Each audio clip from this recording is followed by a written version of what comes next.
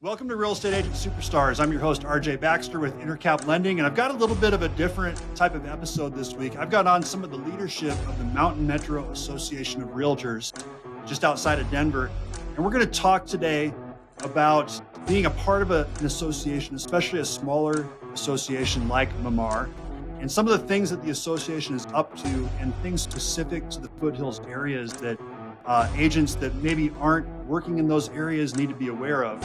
And also some of the things that they are working on right now that are pertinent to those mountain areas. So enjoy the episode, and we'll see you on the other side. Thanks for joining us, guys. I really appreciate you being a part of the show today. Thanks for having us. Thank you. Yeah. Yes. Well, so this is a little bit different episode because most of the time we have on agents talking about what they're doing in their business to succeed and all the stories about their success in the business. We're going to have a little bit different focus this week and talk about being a part of a small association of realtors. Specifically, you guys are past, current, and future leadership of the Mountain Metro Association of Realtors outside Denver. And that's why I wanted to have all you guys on to talk about that. So first of all, we have Valli Crockett with Bergen Peak Realty. She's the current president of the MMAR board. And tell us a little bit about yourself, Valli. I'm a Utah. I was born in Utah. I moved to Colorado in 2008 and became a realtor in 2015. And I'm the broker owner at Bergen Peak Realty, and I took over that position in 2020. Awesome. And then Carmen Elam. Am I saying your last name right? I've never known. It's Elam, but close enough. Got it. Okay. Yeah. With Coldwell Banker. She's the former president of Mamar. So tell us a little bit about yourself, Carmen. Yeah, so I live here in Evergreen. My family and I moved here from Texas about 12 years ago. I'm with the Coldwell Banker office here in Evergreen, and I've been licensed since 2016. And yeah, that's kind of my story. Okay. Awesome. And then Diane, I'm not going to even try your last name. I've never known how to pronounce it. And you're with Wildflower Realty. Is that right? Correct. Yes, I actually just moved to Wildflower. Can y'all hear me okay? Yes. About 2 weeks ago from Coldwell Banker. I was with Coldwell Banker since 2018 when I got my real estate license. And I moved here from Texas back in 2008 as well. And what else? Let's see. We've been here in Evergreen ever since. Love it. Wouldn't change it at all. Love this area. Awesome. Yeah, it's a great area. And just so anyone listening knows how I know all these folks from Mamar, I was the former affiliate chair with the board, so we all got to know each other really well. And that's why I thought it'd be great to have you guys on. So I'll just let you guys chime in, whoever has thoughts on this stuff. But first of all, tell me a little bit more about what it means to be part of a smaller association like Mamar, because Mamar is what, 300 and a little bit over 400 with affiliates. It's about 350. It certainly fluctuates. This time of year, RJ, because people are renewing. People retire. People get out of the business. People get into the business. So I would say, it's about 350, 375 right now. Okay. Yeah. Okay. Yeah. And how does it differ to be part of a smaller association like Mamar versus a large one like DMAR or Smedra? Yeah, so definitely there's some differences. There's certainly, some pros and cons. The larger boards, they have more staff. They can offer more classes, for example. And we all do basically the same thing, just on different relative levels, depending on the size of our membership. But I will tell you that being part of a smaller board, it puts us in a bit of a unique position to where, it's more intimate. So when we do have our open forums, for example, there might be 50 or 60 of us, but it's a real way to be able to have these honest conversations with a much smaller focused group. It's much easier. I know like our CEO, Lyndee Louk, she's able to make those personal phone calls. She doesn't have 8,000 people, she has 350. So it's a little bit more of a personal touch when we have new members. When people need something, they can call her directly, call any of us, Diane, Valli, myself, any of the board members call us directly. So we feel that we do have that intimate, kind of a more of a boutique, if you will, association. But nonetheless, we're different, but on some levels, we all offer very similar things at the association level. Yeah. I mean, that's one thing that I love about Mamar is how it's a little more intimate, and we kind of all, I don't want to say know each other, but we do, but it's easier to work closer together, I think. Or at least that's my impression, because of the fact that it's not so many people. Like the open forums you talked about, it's great to be able to have that interaction in that smaller group and really have a voice, it feels like. So why is it important for agents to be a part of an association right now? Valli, what's your take on that? Yeah, I think the first thing to realize is that not all brokers are realtors. And being a member of the local association also provides membership at the state level and the national level. And being a realtor is, we have we're held to a higher standard, and we have our code of ethics. And it's important to be a realtor and to belong to an association. There are a lot of different benefits, education, community outreach, working together with your peers. Mm-hmm. Yeah. Yeah, I mean, tons of benefits. And I think, some people, and this was my perception before I got more involved with Mamar, is that it was just a group that offered classes and happy hours, and there wasn't too much beyond that. So, I've learned since then that there is so much community outreach and government affairs involvement and those kinds of things. So what kinds of things is Mamar working on? I know, Diane, you're especially involved in that community outreach piece. What kinds of things are you working on right now?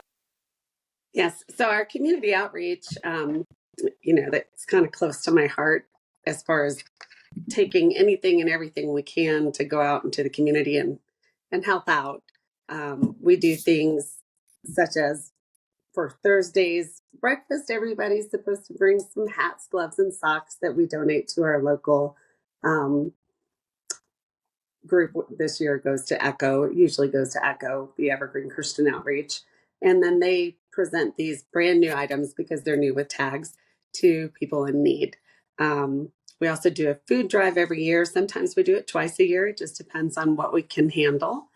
And we've done amazing jobs with getting some of the affiliates to help us with these projects too. So it's not just us realtors, it's our affiliates as well. For instance, the moving truck coming out and helping us load all the food into the truck and being able to deliver it to whoever that food is going to that time. We do habitat days. This year it was a little hard. They didn't have as many houses available for us to work on when it was time for us to work on them. But next year, I hope we'll be right back out there again. Some years we have 2 or 3 habitat days. Other years we just have 1. We also do a big library fundraiser called Goldilocks, and we just had that one in October. And Souls for Souls, it's a shoe drive. I love this shoe drive because it helps out not only do shoes that are in really good shape that we go to anyone in America that is in need of shoes, but then they take those shoes that aren't really good enough to hand out to our local communities. They send them off to other countries where women-owned businesses are trying to make a living by using those items, whether to sell them, refurbish them and sell them, or utilize them in whatever business they have going, which I think is pretty cool. But just reaching out to our community, I don't know. I just do it no matter what. So if we have something or somebody else has something going on, I jump in and try to help wherever I can, just because I love our community. And our community is not just Evergreen. We reach all the way out to Idaho Springs and Bailey and Pine and Conifer and anywhere in the mountain community that's close by us that can come in. So it's not just right here at Evergreen. Yeah. So what other things is the association involved in that are really important right now? I think our CMAS classes are super important. A lot of people say, oh, you've got education. I know we have to take so many hours every year to keep our license up to date, but we have a special type of class that's not, or classes that's not what you would find at other associations, and it's for the Certified Mountain Area Specialist. These classes, you have to take very specific classes to become a CMAS, a Certified Mountain Area Specialist. And if you're not one and you're doing business in the mountains, you're going to run into issues that you didn't even know were issues. Like wastewater treatment up here in the mountains, totally different than down in the city, or even in the city of Evergreen. But it's not really a city. The Evergreen proper has water. You go out a half a mile and they don't have water. So, you have to know how to deal with those items, as well as sewer and septic. And then there's tons of other ones. Radon, there's building in the mountains. There's, I don't know, I'm going to look at my list. Wildfire safety. And wildfire safety is huge up here. We need to know, and we need to be able to tell our clients that are moving to the area exactly what they need to be prepared for coming into this area. And I'm taking all the time, so somebody jump in. No, Diane, you're certainly hitting on one of the extremely important things with wildfire safety, mitigation, hopefully prevention. I know some people say it's not a matter of if, it's when.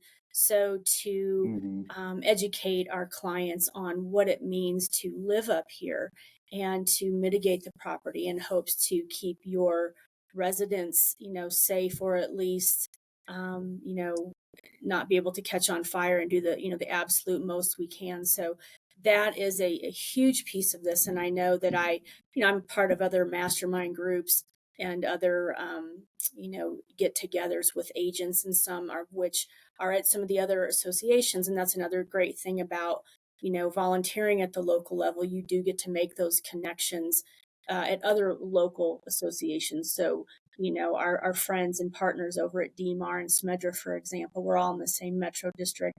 So it's interesting to have these conversations with our friends and partners down the hill, because it may not be top of mind, for them. So it's a great opportunity to be able to share that information and educate.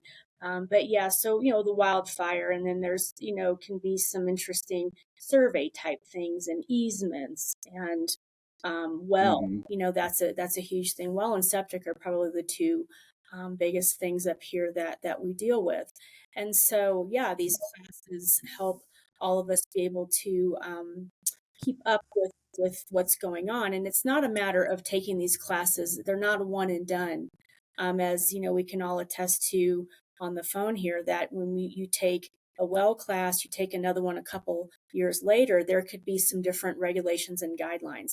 So it's absolutely, I know we only required to take one class a year after you get the designation, but I take multiple ones just to keep with the most current. So it's a wonderful thing that Mamar has created and provides for not just our members. Anybody's welcome to do it, non-members. And we are trying to expand that throughout the mountain areas within the state. So more to come on that. That's awesome. So can anyone take CMAS classes and get that designation, or do they have to be a member of MMAR? No, non-members can certainly take it as well. Okay. And just so, and this too, I think, RJ, because you probably have the designation yourself, our affiliates can also take an affiliate version of the Certified Mountain Area Specialist designation. So, certain, contractors and our affiliates that work up in these parts find it extremely helpful to have that knowledge for their business as well. How can people find the classes? Yeah, they can go on the Mountain Metro Association of Realtors website. And if you just Google Mountain Metro Association of Realtors, you can go on the website, and then there is a tab for calendar. And then you'll have all of the classes on there. There is under the education tab, I believe, if I'm not mistaken, ladies, don't let me lie here. Yeah, There's it's there an as well. education tab, that explains what you have, the requirements for the Certified Mountain Area Specialist designation. So it is eight classes, and you have to do 2 verified mountain transactions. You have 2 years to do that, and then you do have to take 1 class every year. But again, I would encourage, anybody that's got that designation probably takes multiple of those classes and repeat classes. Planning and zoning is a perfect example of things that change almost annually. So, yeah, that's where you can And, find it. I think the septic does as well. I mean, Yeah. not annually maybe, but I know when I first got into it, septic was a certain way, and now there's Advantex and there's other rules and, things that you just wouldn't know until you run across it. And, the last thing you want to do is run across it when you don't know. Right. And I think things are changing so much at the county level in all of the counties that we service, Jeffco, Gilpin, Park, down into the more rural areas of like Littleton, down there in Douglas County. So I think it's important that even if you don't live in Evergreen or Conifer or one of the surrounding communities, that and you're an agent, that you should, and you work up here, you should get your CMAS certification. Definitely. Yeah, absolutely.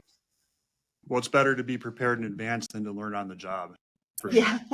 Yeah, for sure. Yeah, that's the last thing you want to do. No, and especially if you're representing someone in the Foothills, there's so many things. I can speak to it as a lender. There's nuances for the lending side of things. And if you really want to serve your client the best way, to have that certification, to know what to expect, can be really important, even as you're looking at properties before you go under contract. Yeah. So, Absolutely.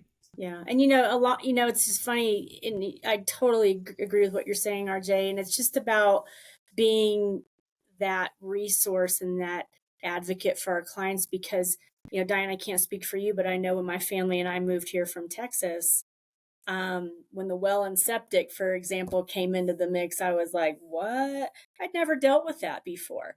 But, I have well and septic. And so I get that, not only just not having exposure, but being an out-of-stater coming in and trying to get your mind wrapped around this. So there are a lot of questions, and to have that knowledge and really be able to say, it's really not a huge deal. And let me tell you why, and share those experiences. And when you can really educate them on, oh, okay, I got you. I guess I guess it's not so bad.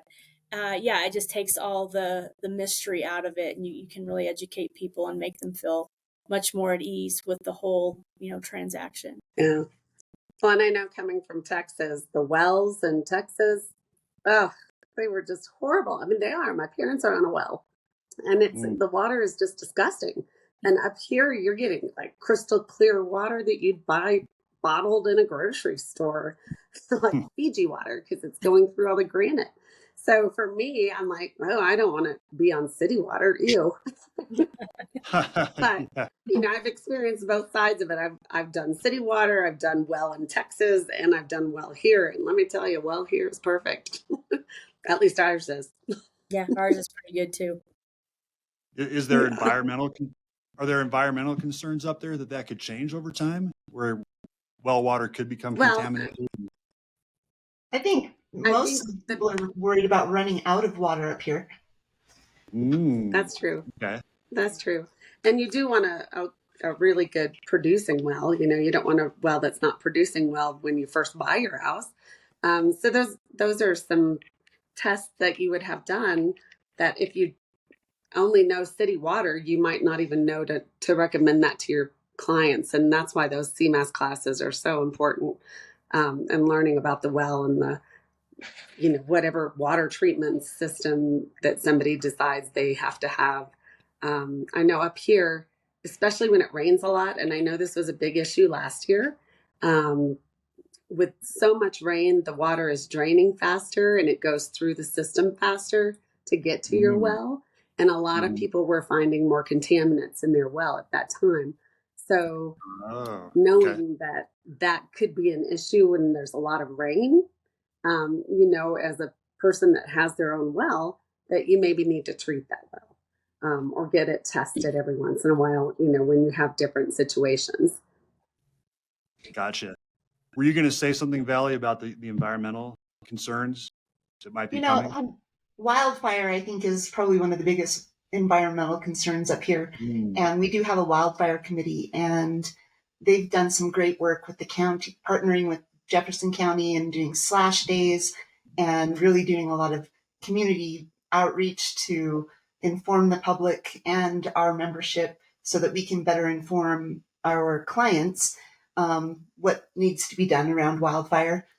They have also partnered with the Rotary Club up here. And what is that called, Carmen? Is it Get Wildfire Ready? Evergreen well, you know what? Now you put me on the spot. Evergreen Rotary Wildfire. I am so sorry. I apologize ahead of time to whoever may be watching this. But yeah, there is that partnership. That's it, though. Evergreen Rotary. Did I get if that you just right? go to the Evergreen Rotary. Okay. Yeah, Valli. And then that's who we've partnered with. We're their print sponsor for the pamphlets and the educational material that gets sent out at many different events throughout our communities. Well, and can't people get less expensive homeowners insurance if they have their house mitigated? Is that true? Not necessarily. RJ, that's a great question, and I think some of that may be in flux right now. It's no secret that insurance has really skyrocketed in many parts of the state. Some of that may have to do with our quickly appreciating home values as well. But also, I think Colorado, I don't know the exact stat, but isn't it like second or third in the most hail of any of in the United States? So it's not just wildfire. Yes. It's hail. It's many different things of that nature. But yeah, wildfire certainly is on a lot of our minds. So, I don't know, RJ. At one time it could have been. Now it seems like it's like, if you're all mitigated, that's great. But if your whole neighborhood is not, then they may I think they're doing more broad strokes now, but I think there's more to come on that. There was a thing where CWPIPs, your community wildfire preparedness group for a specific area, if everybody in that area was going through and the fire department would come up and go, okay, you are prepared, then you would get an insurance break. But I feel like in the last few years with the insurance companies just, getting hammered in California and other places, that they've decided to pull back. And I don't even know if anybody is giving that discount now. Yeah, I think you're right, Diane. And I just know from an association perspective, Mamar has tried to stay ahead of the curve, knowing that it's challenging to even get insurance on certain properties here in Evergreen, Conifer. And as you start to get even to the more rural places like the Pines and the Baileys of the world. So, it's our job to try to, to stay abreast of that. There are a handful of agencies here that will continue to write, new policies, new business. And so I know, like from also in the wildfire committee, that Valli that you mentioned, I know they put together, and we've got our affiliate partners, our insurance agencies here in town, and then we had a insurance forum, an open forum, if you will, where we had people from the state level, to all over the place to speak to insurance and talk about, what's on the docket for that, like talk about the FAIR plan and talk about what has happened in other states like California and what's on the horizon for Colorado, different legislation that's been on the docket. So those are the things where I find that our association brings a tremendous amount of value, keeping our members in the know on that piece of it. So in turn, they have that knowledge to disseminate out to their clients. It's so key. And I can't remember where I heard this, if it was from the Wildfire Committee or maybe a firefighter in Evergreen, volunteer fire department. They're excellent. And some of the other communities have volunteer fire departments. But whoever it was said that, they're spread so thin. And if a wildfire hits, it's roaring through.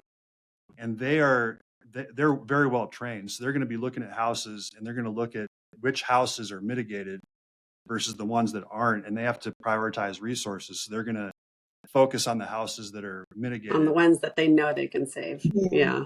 So, that alone is a great reason to mitigate. And it's not that hard. Raking needles, cutting off dead branches from your trees, making sure you don't have a tree right up against your house. And there's even we have a CMAS class that's for hardening your home, mitigating and hardening. And in that class, we talk about what's the best way for your place to be hardened. And it's really so that we as agents know when we go to a place and it is so not mitigated, we can talk to them about what they'll need to do to make sure they're safe. That's right. I know there's so many properties up here that need to be mitigated still, and it's a lot of work and it's costly for someone to try to do it on their own. And that's why we work a lot to find out what can we do as a community to help, and there's lots of resources out there to do that. Mm-hmm. I think we really rely on our affiliates, and I think I wish we could get more affiliate partners to work with, because I think our insurance affiliates have been especially helpful with all of this wildfire and insurance confusion and that's been going on. Definitely. Yeah, I've learned a lot from the affiliates that are part of the association. What other things is Mamar working on right now, Valli, that are really important?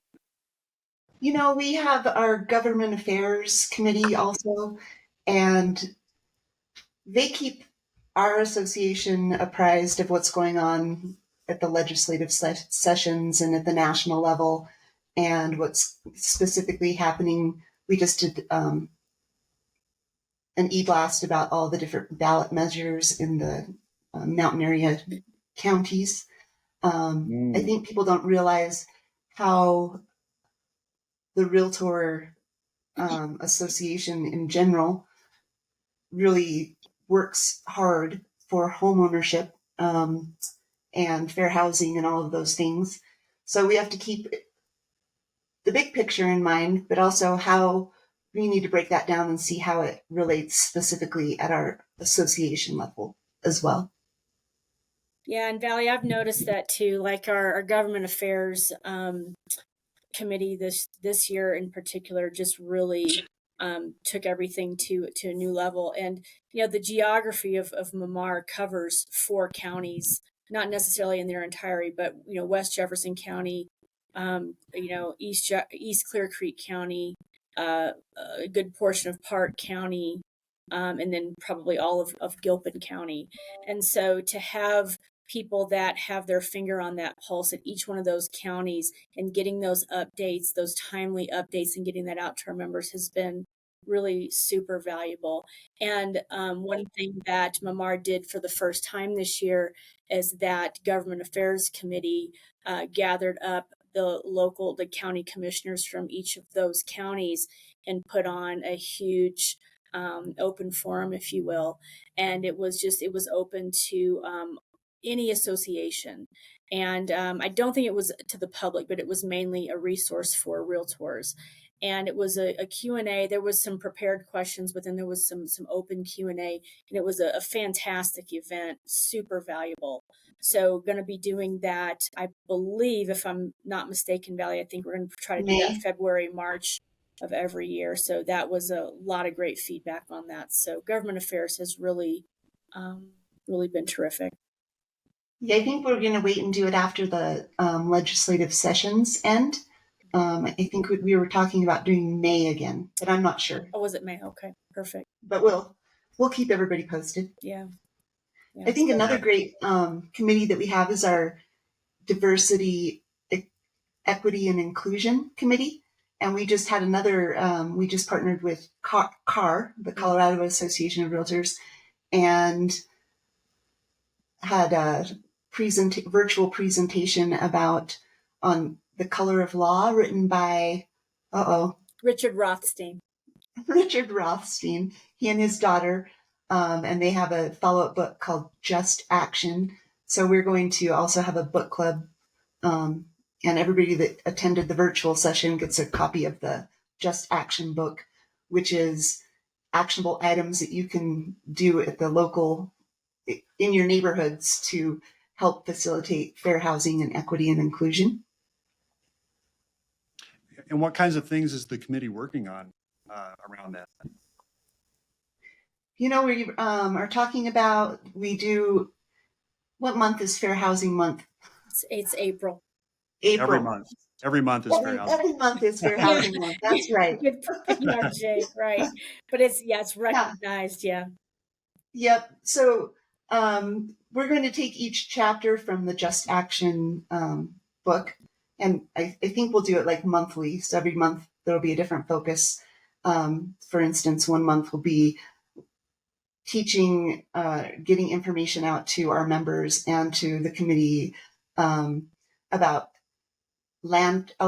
elevation land trust. Land trust is another tool that you can use to obtain affordable housing. We're just trying to expand knowledge to help people find affordable housing and different grants that are available, and how to be a more inclusive place to live, especially. All the things. Carmen, do you have anything to add to that? No, I'm just really excited. This is the second year that DEI committee has been in existence, thanks to Marie Lynch, another former Mamar president. And we're just one of a few of the boards in the state, I believe, that have that. I think it's growing, but just trying to get a foothold in that space. So yeah, more to come on that for sure. Yeah, and last year we partnered with the Center for the Arts Evergreen, and they had a speaker series that was really great too. Yeah, for sure. Yeah. And does the DEI committee focus just on the Mamar footprint area, or is it more like a broader outreach type thing? Just out of curiosity. We're starting small, but we did partner with CAR, and that presentation was open statewide. Anybody could join.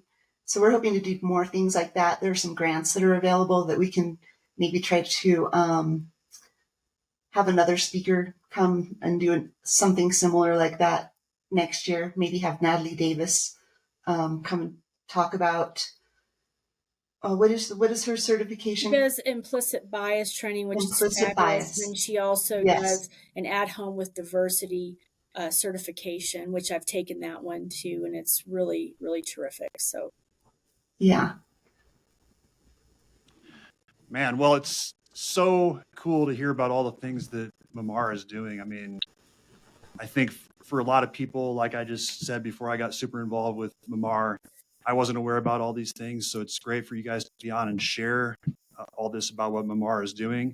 And I'm sure that for those of you listening, your local association is doing a lot of great things as well. So definitely reach out to them if you're not already a member, and see what they're up to and see about becoming a member. But to find out more about Mamar, what is that website again, Valli? It's mountainmetro.com. Mountainmetro.com. Yes, that's correct. So, okay. So people can go there and get more information and find out about all these great things, CMAS and all the different things you're doing or becoming a member. Yep. And they're welcome to call any of us as well. That's Yes. right. Okay. I'll put you guys' info in the show notes if Sure. that's That'd be cool great. with you. So, all right. Well, I know you guys are all super busy practicing agents as well as giving so much time to the community. So we all appreciate that, how giving you are. And definitely thank you for your time for being on the show today. Thanks, RJ. Thank you We so really much. appreciate it. I hope you enjoyed that episode. That was really interesting to hear about all the things that the Mountain Metro Association of Realtors is up to and the kinds of things that are affecting the Foothills areas. If you enjoyed this episode, go subscribe on your favorite podcast platform. You can see all the former episodes. We've had a ton of superstar agents on the show sharing all of their success stories and ideas on how they have come to so much success. And once again, my name is RJ Baxter with Intercap Lending. I so appreciate you taking the time to watch the show today or to listen, and you have a great rest of your day.